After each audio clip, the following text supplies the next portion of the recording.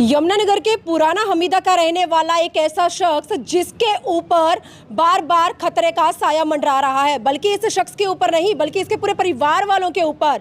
इस व्यक्ति का कहना है कि पहले भी 2 से 3 बार अज्ञात लोगों के द्वारा इसके ऊपर हमला हो चुका है और दोबारा फिर से कभी भी किसी भी समय हमला हो सकता है। लेकिन आज ये व्यक्ति परेशान होकर मीडिया का सहारा जरूर ले रहा है, लेकिन अपनी जो दुख भरी दास्तान है या ये जो सारी जानकारी है आप लोगों के सामने शेयर करना चाह रहा है। एक बार मैं आपको तस्वीरें जरूर दिखाना चाहूंगी। पुराना हमीदा का रहने वाला ये वो शख्स है जो अपनी धर्मपत्नी के साथ आज यमुनानगर के यमुनानगर वालों के आगे, प्रशासन के आगे, सरकार के आगे इंसाफ की गुहार लगाने के लिए मजबूर हो चुका है। इस व्यक्ति का कहना है कि इसके पूरे परिवार के ऊपर बार बार हमला किया जा रहा है, लेकिन हमला करने की क्या वजह है नहीं पता। लेकिन ये सारी सच्चाई, ये सारी जानकारी मैं आप लोगों तक लेकर आने वाली हूँ। एक बार जान लेते हैं क्या इनकी समस्या है, क्यों लोगों के द्वारा इनके ऊपर हमला हो रहा है और क्या कुछ ये सरकार और प्रशासन के आगे गुहार लगाना चाहेंगे। पहले इनका परिचय लेते हैं, उसके बाद पूरी जानकारी आप लोगों तक लेकर आते हैं। जी, क्या नाम है सर आपका? मेरा नाम मैडम पुनीत है।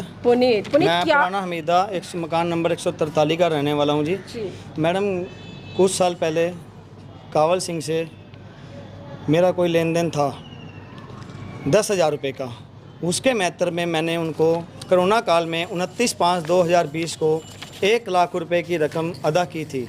उसमें स्टाम्प में लिखा गया था आज के बाद हमारा ना कोई लेन देन है, ना हम एक दूसरे से बात करेंगे।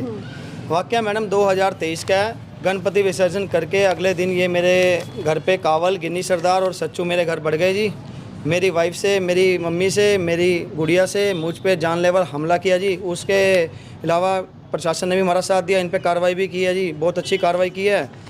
बाद में मैडम ये आज भी हरासमेंट, आज का वाकया भी इन्होंने एक मीडिया कर्मी को बुलाया, बोलते हैं जी पैसों का लेन देन है। ये पैसों का जो लेन देन है ये हमारा क्लियर हो चुका है 29/5/2020 को।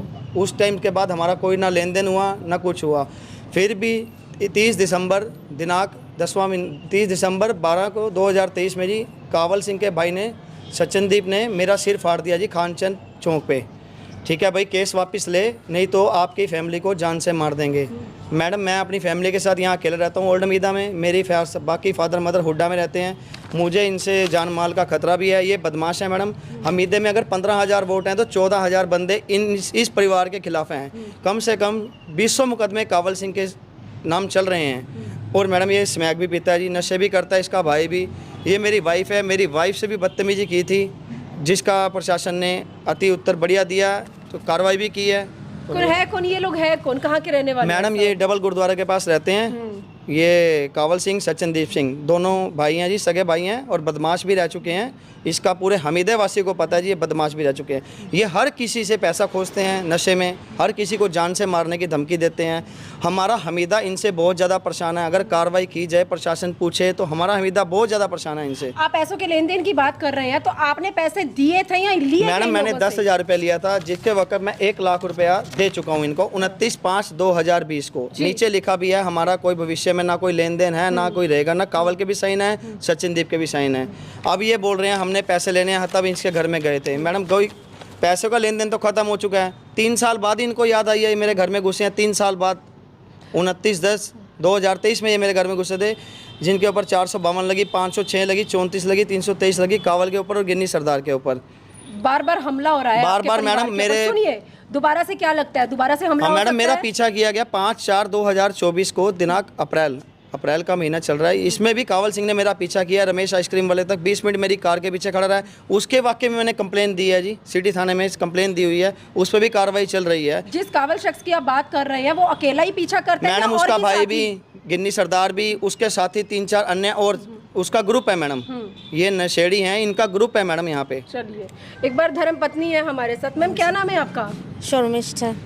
आपके पति का कहना है कि आप लोगों के परिवार के ऊपर, आपके ऊपर, बच्चे के ऊपर बार बार हमला हो रहा है और आप लोगों की जान को भविष्य में खतरा है। क्या कहना चाहेंगे, क्यों वो लोग आप पर हमला कर रहे हैं? ये तो कावल है ही बदमाश, ये तो सबको पता ही है। और उस दिन वो ऐसे ही आ गया, अंदर घर के अंदर आ गया, तो वो तो सोया पड़ा था मेरा हस्बैंड, मैं ही गई थी।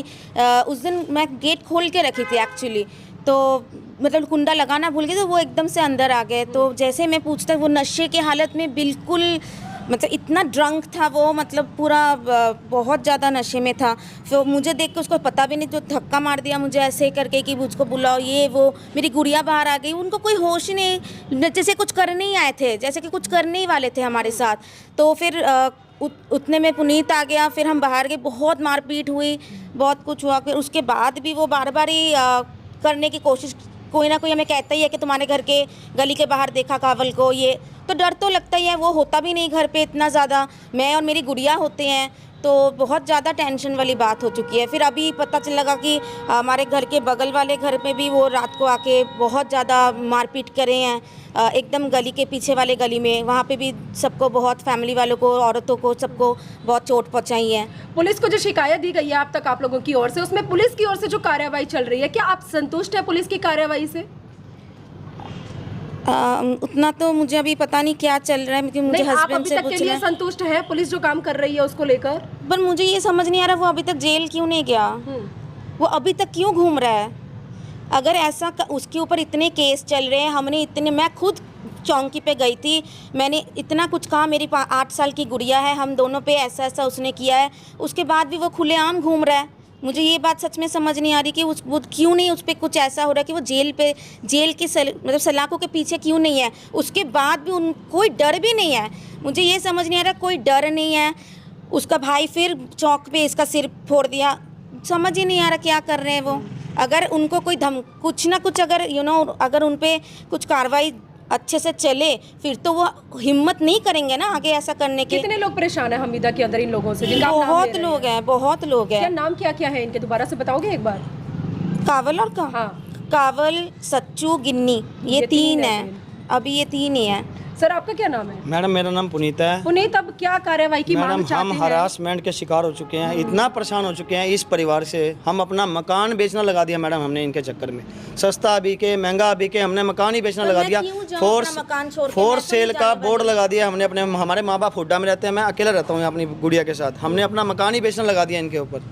वही मकान ही हमारा बिक जाए, हमारी जान छूट जाए इस उम्मीद लास्ट से। में कुछ कहना हम चाहेंगे बचपन से मैडम यहाँ पले हुए हैं, बचपन से यहाँ पले हुए हैं, हमारे साथ ये हो रहा है। आखिरी में कुछ कहना चाहेंगे हमारे बस चैनल के माध्यम से? हमारे आपके चैनल से माध्यम से ये कहना चाहता हूँ, प्रशासन से हाथ जोड़ के विनती करता हूँ, इनसे कड़ी से कड़ी कार्रवाई इनके ऊपर की जाए। धन्यवाद। तो आप देख सकते हैं आज ये परिवार मजबूर हो चुका है अपना घर बेचने के लिए। कभी भी किसी भी समय इन लोगों के परिवार के घर में घुसकर उन पर हमला कर दिया जाता है। अगर भविष्य में, पहले तो बहुत बार हमला हो चुका है उन 3 लोगों की ओर से, जिन्हें हमीदा का, इन लोगों का कहना है कि वो हमीदा के अच्छे खासे बदमाश है, पूरा हमीदा उनसे परेशान चल रहा है। लेकिन आने वाले समय में, भविष्य में इनके और इनके पारिवारिक सदस्यों के ऊपर अभी भी खतरे का साया मंडरा रहा है।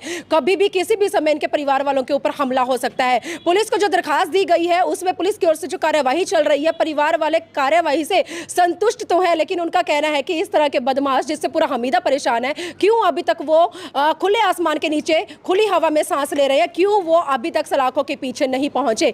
तो पूरी की पूरी जो इनकी दुख भरी दास्तां है वो उन्होंने अपनी जुबानी आप लोगों के सामने शेयर की है। अब देखते हैं इसमें आने वाले समय में पुलिस की ओर से जो कार्यवाही अमल में लाई जाती है उससे क्या परिवार संतुष्ट होता है, कितनी जल्दी पीड़ित परिवार को इंसाफ मिलता है और दोषियों के खिलाफ कानूनी कार्यवाही अमल में लाई जाती है, वो तो आने वाला वक्त बताएगा। लेकिन आज की एक और बड़ी अपडेट के साथ यमुनानगर के पुराना हमीदा से लाइव जुड़ी थी।